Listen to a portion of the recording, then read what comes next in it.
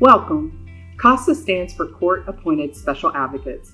CASA is a network of caring community members appointed by courts as volunteers to support youth in the child welfare system. CASA volunteers are an essential part of advocacy with youth affected by sex trafficking.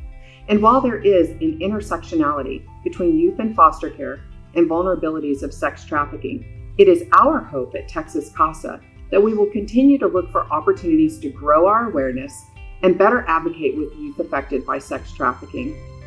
That is what brings us here today. To advocate with survivors of child sex trafficking, we must understand the complexities of trauma and the ways we, as CASA volunteers, can support survivors. Today, I have the pleasure of introducing you to two amazing women. Both have a history of involvement in the child welfare system and are survivors of sex trafficking. I'm honored to be able to welcome both Crystal and Sara today, and I want to thank you again for being willing to share with us your experience in the foster care system and trafficking. Crystal Sepulveda is a native of San Antonio, Texas. She earned a Bachelor of Arts degree in criminology from St. Mary's University and an Executive Master of Business Administration from the University of Texas, San Antonio. Some of the careers that Crystal has had include being a juvenile probation officer in Bexar County, a community service restitution officer, and a program administrator of Centro Segura, which is an initiative working with missing, unhoused, and youth who were sex trafficked. Most recently, Crystal worked as director of the CARES program at Safe Alliance in Austin, Texas, until November of 2023. Sara Nellis is an LMSW from Waco, Texas, and resides in the Austin area. Sara serves as a director of early intervention for Unbound Now Austin. She has worked with families in the foster care system through the Department of Family and Protective Services and has served as programs director for Christian Women's Job Corps of McLennan County. She served on the steering committee for the Heart of Texas Human Trafficking Coalition. Sara has earned her master's in social work from Tarleton State University, and she has been the recipient of the Andrew Marks Student Advocacy Award through the National Association of Social Workers and the Sybil Bentley Dove Award. So let's get started. So tell me a little bit about your stories. Crystal, do you want to go first? Sure. So I was trafficked by my stepfather when I was very young. Basically, it was over the course of several years. He was eventually convicted, and I was placed in several foster care homes as a result of some of the trauma that had happened to me. I aged out of our system eventually, and it has kind of followed throughout my life. It's kind of been a thing of recovery and kind of impacted my entire family. So, yeah. Thank you so much for sharing, Sara. Yeah, so I was trafficked when I was 13, and it happened until I was 14. Well, I just turned 13 whenever it started. But my best friend at the time was actually my recruiter and introduced me to the trafficker. And basically, I just came from a very broken home life, and I was removed from my home when I was 14, about to be 15. And it wasn't because of, the trafficking that occurred or all the abuse that was happening at the home. The reason for removal was because my brother did some bad drug deals, and they kept trying to kill him and basically shelled up our house all the time during drive-by shootings. And so that's whenever they realized that my home environment wasn't safe. So that's kind of how I aged out of the system. So you touched on this a little bit, Sara, but I want to just expound on it a little bit with both of you. Like, what vulnerabilities in your childhood led to the exploitation? I think you touched on it a little bit. Yeah, so at a very young age, I experienced a lot of sexual abuse. There was a lot of dysfunction in the home, drug trafficking, just a lot of domestic violence, and also growing up in extreme poverty, experiencing every type of abuse there was. Just really put me in a vulnerable space and place. I didn't have self-esteem, I didn't have structure, I didn't have that protective factor that kids normally have. And so I didn't have a support system, a strong support system that really took care of the needs that I have. Mine is very similar. Some of the vulnerabilities that resulted and put me at risk were not having protective adults in my life, not having anybody that was paying attention to the things that I was experiencing, or when people did try to help, it never got any traction because I made several outcries in different settings. Also, just our family had a history of trauma. We had trauma from, my parents had trauma all the way through to us, and there was a lot of abuse, every type that you can think of. And so I think a lot of those factors kind of contributed to me, not going to school and not trusting people and not having self-esteem and having that capacity to trust somebody to help. And those are the main things that probably led to my, riskier behaviors. So how did it feel when you were removed from your home? And did the trafficking continue after you were removed from your home? I felt, so part of what happened was, as part of my trafficking experience, I began acting out. And so because of that, I was breaking laws for juveniles at the time. And so I got charged with a number of different things, but also was removed from my home because of the type of trauma that was happening. They're all kind of happening at the same time. I felt like I was being punished. I felt like it was my fault for sure. And so it kind of sucked because my brothers and sisters stayed at the house. And back then, as long as you remove one person, the person that was affected, and I still don't understand how that was the situation. But a lot of it was I felt blamed. I felt blamed and it just felt powerless. And then that resulted in me being hungry. And as a result, that behaviors came. So that's kind of how that felt. It didn't feel like a relief to me.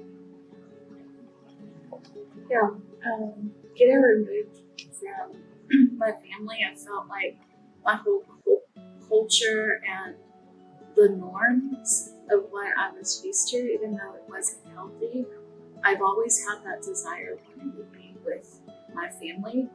And I just felt very isolated, alienated, and also just misunderstood a lot.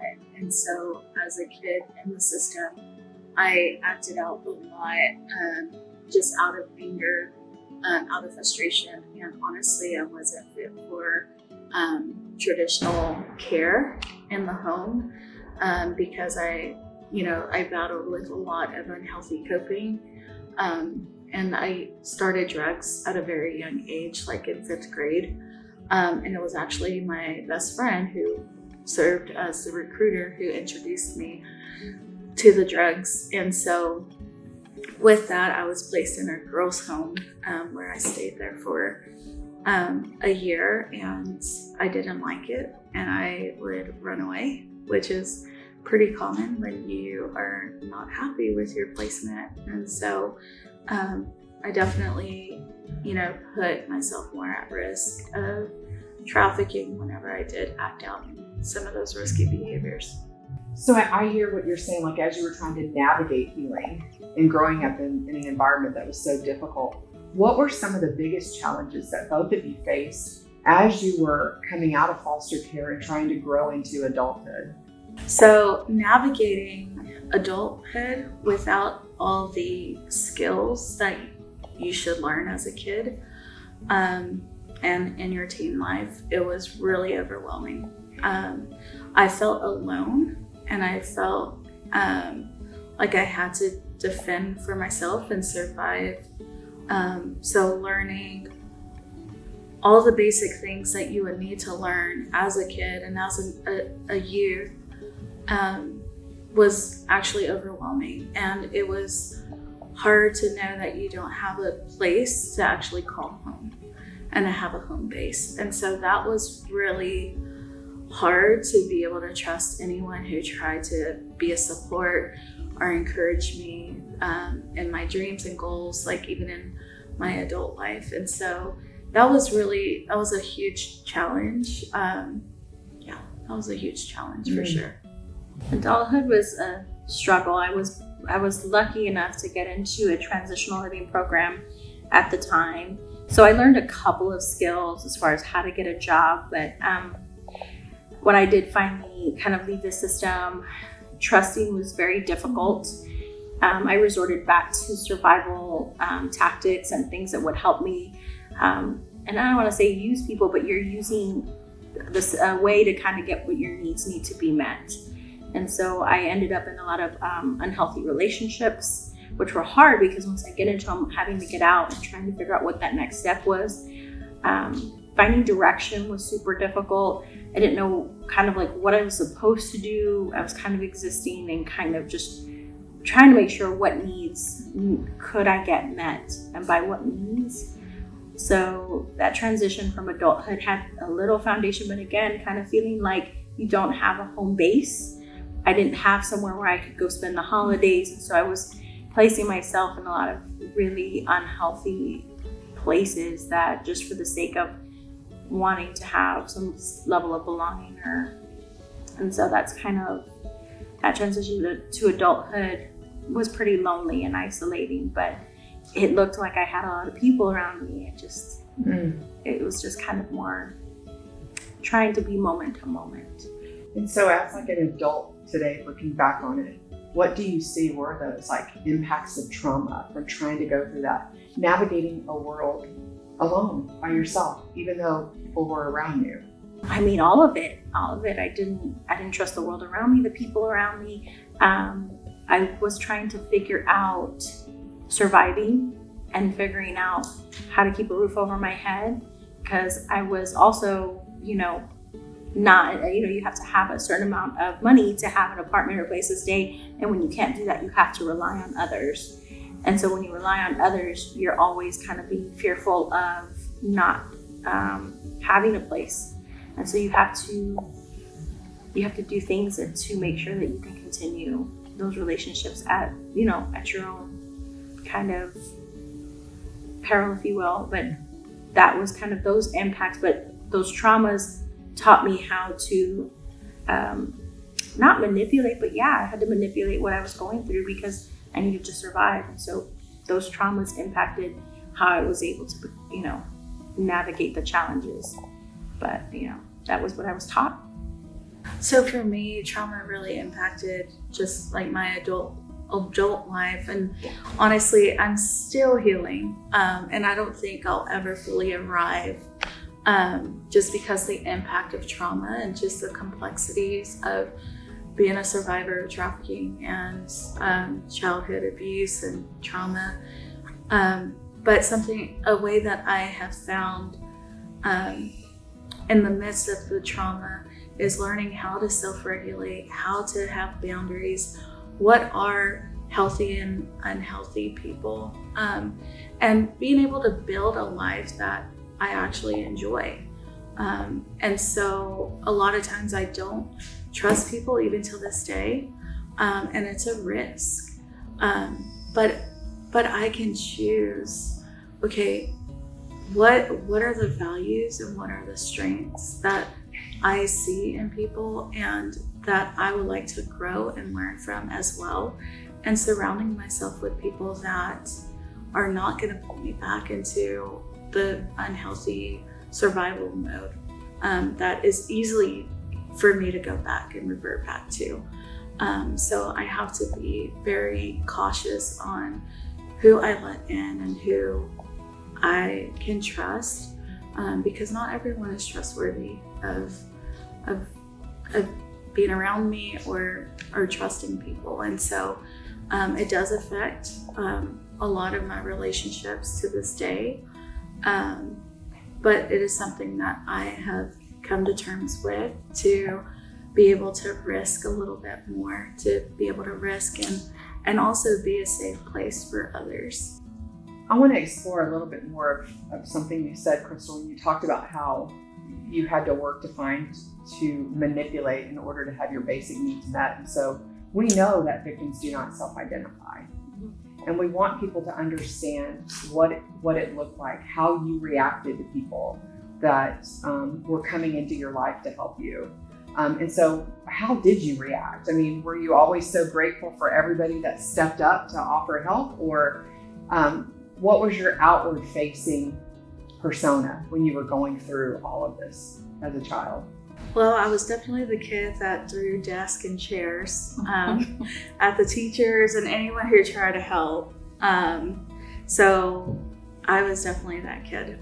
Very defiant, would try to get in fights, had the sass and the attitude. But that was like my way to push people away because I was afraid to trust and risk, because I'm having to trust complete strangers to provide for my basic needs, and that is scary. And especially having a history of they're always wanting something from me, and what can I give them? What can I give them? And at that point in my life, I was just exhausted of constantly giving to people who were taking. And so, I also objectified myself in unhealthy relationships with guys. So I was definitely with my hand just like at arm's length, not really letting a lot of people in during that time. And honestly, I got diagnosed with so many mental health disorders, and it was like my behaviors were out of control, like substance use, all the things, self-harm, just unhealthy coping. And I was labeled with pretty much everything under the mental health DSM-5. I was diagnosed with several mental disorders, but I never had anyone say, what happened? It was always, what's wrong with you, or behavior modification, but no one ever asked the why or what's happening. And so I think because I felt like no one cared, I just wanted to intimidate other people to keep them away. Yeah, that's a really hard thing to kind of process when people are coming to, and I say help because they're coming in the role of something, right? So if they're coming in the role of an advocate or a probation officer, that they're there for a specific reason. And so how I generally reacted was I was very openly defiant. I also was physically aggressive, and it was, as a result, was placed in a lockdown facility because I was no longer safe for the environment as well as myself. And back then they had Cindy Taylor Pryor, which is a lockdown facility for girls who have been trafficked. And they went through their first kind of group of girls. And so we got some really good intense therapy. But even after that, I challenged everything. I made sure my probation officer earned her check. And I was really lucky that I had some really tough probation officers. When you're not doing good on regular probation, you get bumped up to a nice little space called intense, which is like an intensive. You have to check in and do more. And those guys are a lot tougher because you get an ankle monitor and that stuff.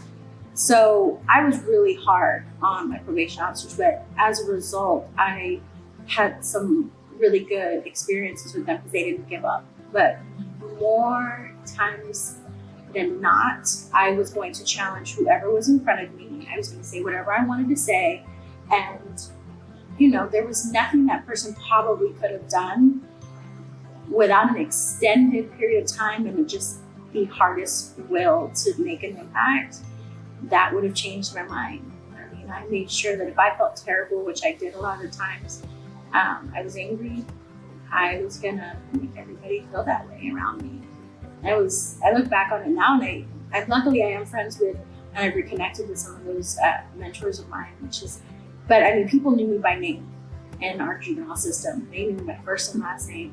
And so that was not a great thing, but it was good to see to come full circle with it. So So let's talk a little bit about those helpers. I know you mentioned helpers. So what were some of the possible, like the services that y'all received or people that helped you while you were being exploited and even after you left that really made an impact in your life? I had a mentor who literally walked with me through the whole process of even navigating, like finding therapy and getting into treatment for drug abuse, and also just providing care and support. Like just being that listening ear was really huge for me as I was navigating all of that. Now we're going back to as a youth coming out of trafficking. It was really important to learn how to cope because at that point I didn't think it was bad. I honestly didn't even know it was trafficking, and a lot of times that's normal for kiddos who are being trafficked to know that, that it, to actually know and identify as a victim. And so for me, coming out, I needed a place to feel safe. I needed a place to rest. I needed a place to feel like I belong and actually be heard and empowered. And I needed structure. I also needed boundaries because I needed to learn those basic skills so that I could protect myself and not get hurt again. I just knew I just had a lot of life happen, and it was just kind of a roller coaster of emotions trying to navigate. And I would say some of the staff at the group home that I was at really did help me stay regulated and learn how to have healthier coping, for sure. Other services that were helpful were the transitional living program. It let me be an adult, but not. It was still within some sort of safety net. So just different services were helpful. The therapy was, at the time, I really didn't care for it. But I look back and I realized I picked up learning coping skills there. I picked up ways to do emotion regulation. That was helpful, but it took a really long time and a lockdown facility for me to understand what therapy really was for me or could be for me. And that longevity of having advocates that were like with me at different places. They didn't just fall off the face of the earth. And I think kind of like my probation officers were also advocates. We always wear double hats in different scenarios. And so them being consistent and not, I've had them for years and they had known my history and they actually made decisions on my behalf to kind of keep me in the system, because returning to my home, even though it was an option, they knew that it just wasn't safe. And so those are services that I feel helped me really kind of establish a little bit more. And I think that I definitely wouldn't be where I'm at if I didn't have people say certain things to me at key points of my journey. They were honest with me about it, but they showed they cared through other intangible things outside of their scope of just probation or just an advocate. There was a different touch to it, that being genuine when they said, honestly, I don't know the answer, and that's going to be okay. We're going to figure it out. Like, that is not a service you could put down as a service provision, like this is what we do. But that authenticity was very helpful for me in those times when I was like, okay, what else you got? I'll accept other services. But it took a moment of vulnerability, but they had to find it because I wasn't going to let them have it. There was no way. Y'all both talked about being defiant, angry, even physical at times. So what was it about those helpers that came into your life? Like, what are the personality traits that they had that helped you just begin to put your guard down? A lot of times when you're a kid in the system or even becoming a young adult, you feel like you're just at such a loss of power.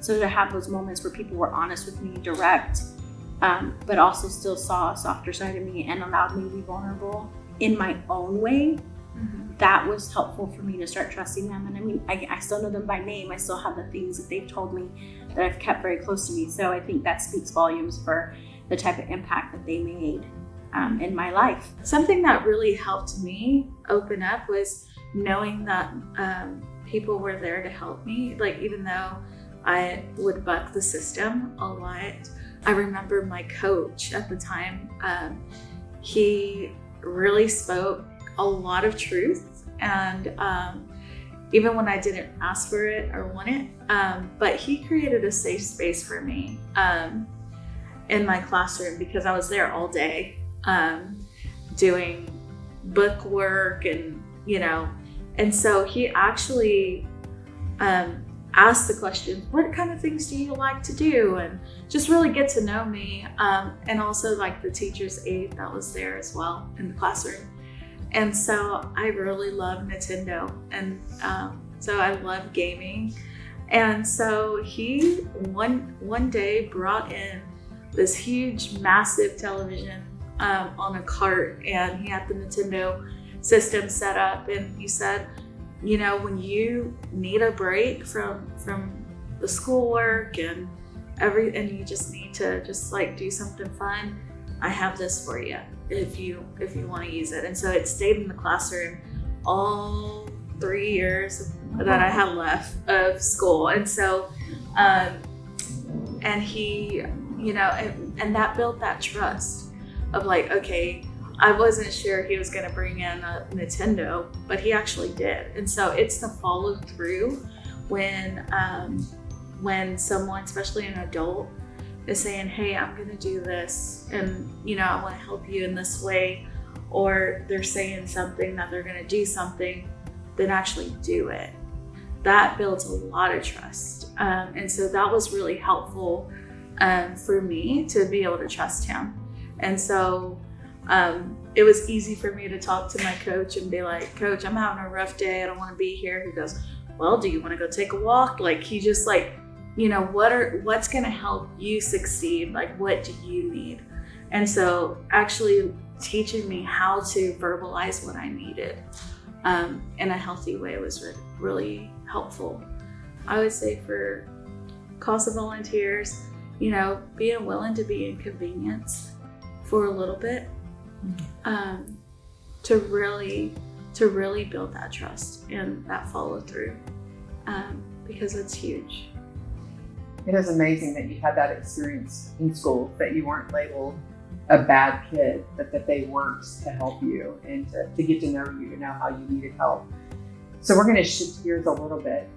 As a survivor of trafficking that has that intersectionality with the child welfare system, what are some of the misconceptions or myths that you have heard that you either want to speak on or correct? One of the big major misconceptions that is often thrown out is that children choose to be trafficked, that they choose this, or they choose this lifestyle, and that is not the case at all. A child in the state of Texas cannot consent to sex. They just can't. Now, there's a lot of vulnerabilities that traffickers prey on, and there's some risk behaviors, but they're not choosing to be trafficked. They're not choosing this lifestyle. There's no way someone can choose to be trafficked.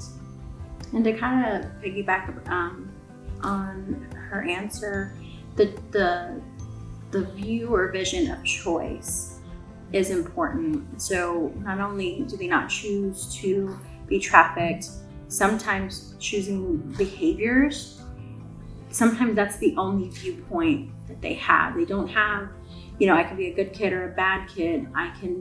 Sometimes it is two bad decisions because we're experiencing some level of dysregulation, or we're experiencing, an event that triggered us. And so we don't necessarily get to choose like, okay, I'm just gonna be calm and journal. Or no, it's like either I throw the chair or I hurt somebody, so I'm gonna hurt the chair. And so even though it looks like bad behavior, it's not a choice. Really, it's just the lesser of the two evils. Mm-hmm. And so I think it's important for CASA volunteers to understand behavior always means something, and trying to come from the perspective of, okay, Also looking for opportunities to praise. Well, you didn't hurt that person. You did throw the chair, but you didn't hurt anybody. So let's focus on some of those. And that's helpful because a lot of times we don't see the good things about ourselves. We're not looking for, we're the meanest to ourselves, even as adults. And I think a CASA volunteer could really make a difference in trying to help them find the good and get into a practice of finding the good, even in bad situations. Can I add to this? Absolutely. You just reminded me of like the behaviors behind it.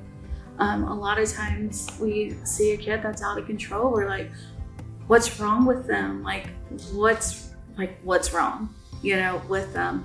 Instead of asking the questions, what happened, or even creating that connection. So what were those coping skills, those strategies that as you were in the child welfare system and you're coping with trafficking, and what were the coping skills that you created or you began to develop? Fidgets. Fidgets help.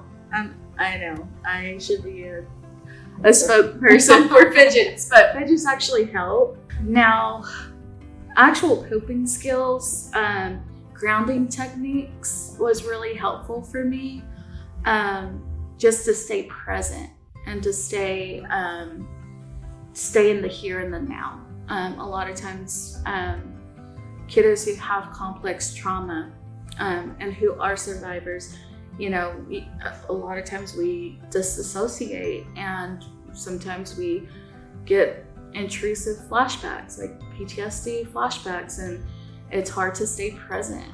And so grounding was a huge technique that actually helped in that process of staying present in the here and now. Another coping skill that was really helpful was just being able to be creative.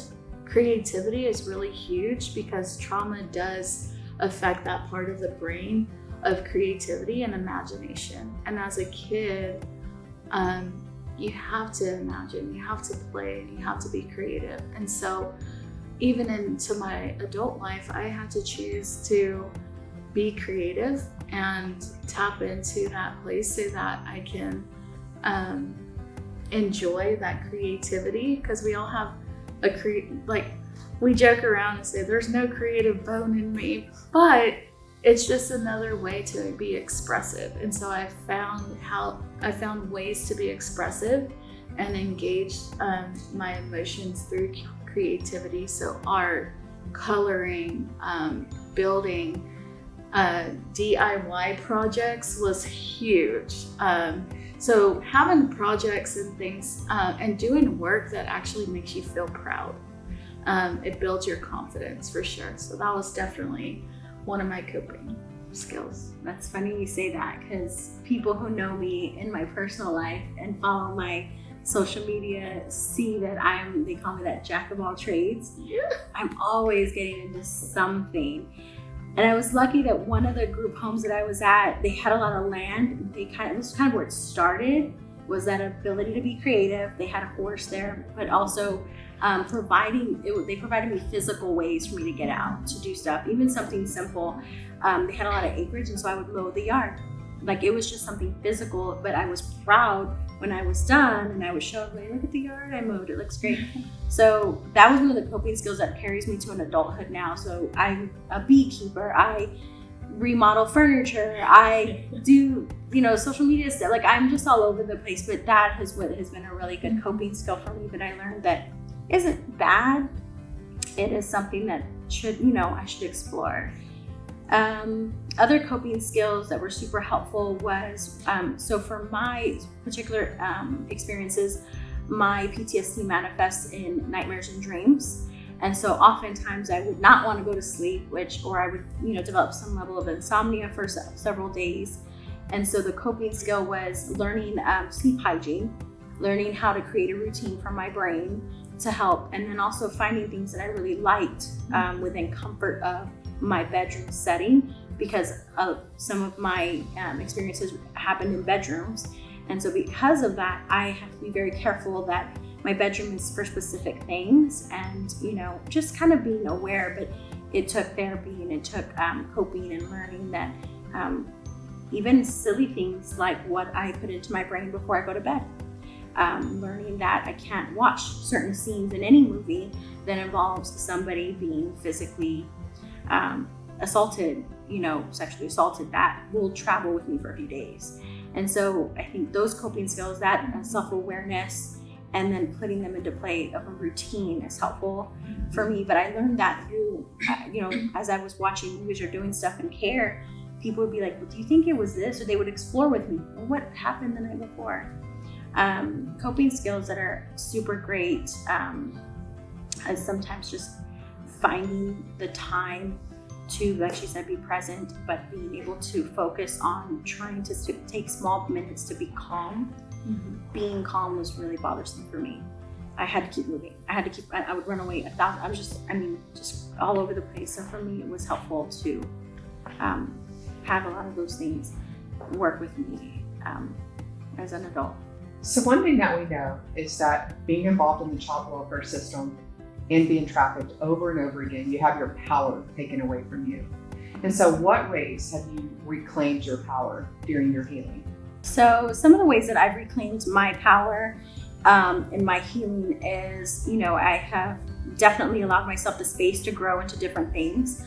I have opened up myself to different ways to make sure I'm being vulnerable. I've definitely done a lot of inner work to try to work on my own inner perspectives and I've also educated myself. I went back to school and got my master's in business. So I felt like that gave me power to choose what I want to do. And so I think that was kind of some of the ways that I've taken my power back, and also speaking, also being to be in spaces with other people and being vulnerable and having conversations are ways that I'm taking my power back and speaking about things that have happened to me. Those are just a couple of different things that I've done so far. Yeah, for me, how I got my power back is by learning how to use my voice and the power of choosing the life that I want to build and have and live. And in this space, it took a lot of therapy, years of therapy, and I'm still in therapy, and I'm okay with that. But I would say, going through the healing process, the journey, really does empower. Sharing my story was huge. I recently shared my story in other public settings, and it actually is very empowering to share and see the resilience that, when you share your story, you're hit with, wow, like all of that has happened. And it validates what you went through, but it also gives you like the joy of seeing, wow, look how far I have come, is huge. And so that is where I definitely felt like I found that sense of purpose. So even in the midst of this suffering and challenges, I really did find purpose. And every day I wake up and I have purpose, and I have a life that I have built with people who care and love me and encourage me. And that is empowering, to be able to pick and choose who do you have in your life, is really huge. And so I get to grow and learn and be empowered to be the best version of myself each day. So this is for both of you. So when you're looking at CASA volunteers in particular, what are some strategies that they could use that would be very empowering working with you? Something that comes up, and I've worked with survivors for a number of years. One of the key things is a lot of things are transactional. And as much as we want to pretend that maybe that's not the best way, but I think showing up, maybe doing some research ahead of time or understanding, or even just coming from a space, but things are transactional. How are you going to illustrate to me that you care? Even if you sign up to do CASA and do the classes and get your background check, that's awesome. But how are you going to make me understand that you care? So I would definitely say something that advocates have used for a really long time that's been super helpful is just bringing food, bringing something simple. Hey, I stopped at Whataburger, got a burger, things like that. Bringing activities and things that would help us connect. And now you may not get that all together. You may not get that interaction that you want, but maybe sometimes a tangible that you can leave.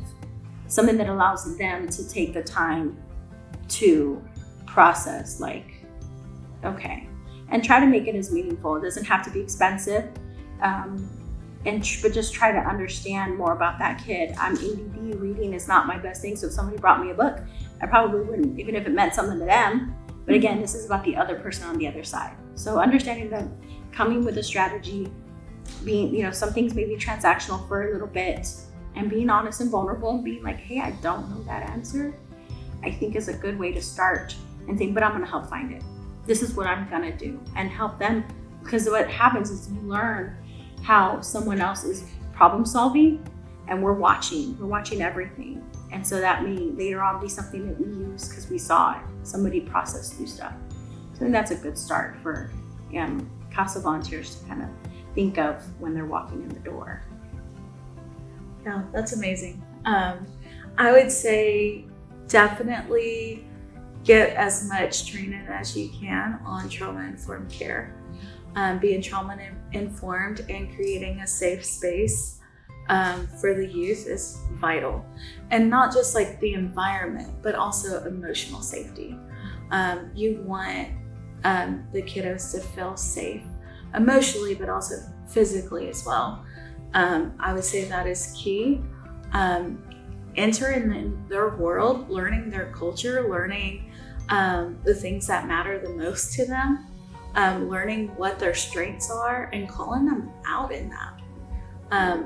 Praising them for the good qualities that you see in them is huge, because I kid you not, these kids are not experiencing that affirmation and that encouragement. And so you want to be able to be that person to bring courage and also a sense of security as well. Because that does bring a lot of stability in a child's life. And so, encouragement, strengths, empower, creating a safe space for sure, and follow through. Follow through. When you say you're going to do something, do it. And don't judge, because kids know when you're judgy, and if you don't agree with them, they will shut down really easily. And so I think coming alongside of them and just exploring and creating connection and creating a space for them to be kids is huge. I have had an amazing time visiting with y'all today. Thank you for this opportunity to be vulnerable, to share your stories, and not only that, but to help other people that work with kids that had similar backgrounds with both of you. So again, thank you. Thank you for having us. Happy to do it. Anytime. Thank you to Crystal and Sara for sharing your valuable insights and experiences with us today. Your courage and dedication are truly inspiring, and your contributions to supporting survivors of child sex trafficking are so incredibly important. As CASA volunteers, we play a vital role in advocating with and supporting children who have been affected by sex trafficking. By building trust, understanding their needs, and ensuring they have access to essential services, we can make a significant difference in their lives. Our commitment to these children is unwavering, and it's through collaboration, awareness, and continuous learning that we can better serve them. Texas CASA is here to provide support, provide resources for CASA volunteers and programs, and I encourage everyone to explore the Texas ACT Hub for more information and tools to enhance our advocacy efforts. Together, we can make a positive impact and create a brighter future for all children affected by sex trafficking. Thank you for your dedication and a commitment to this important cause.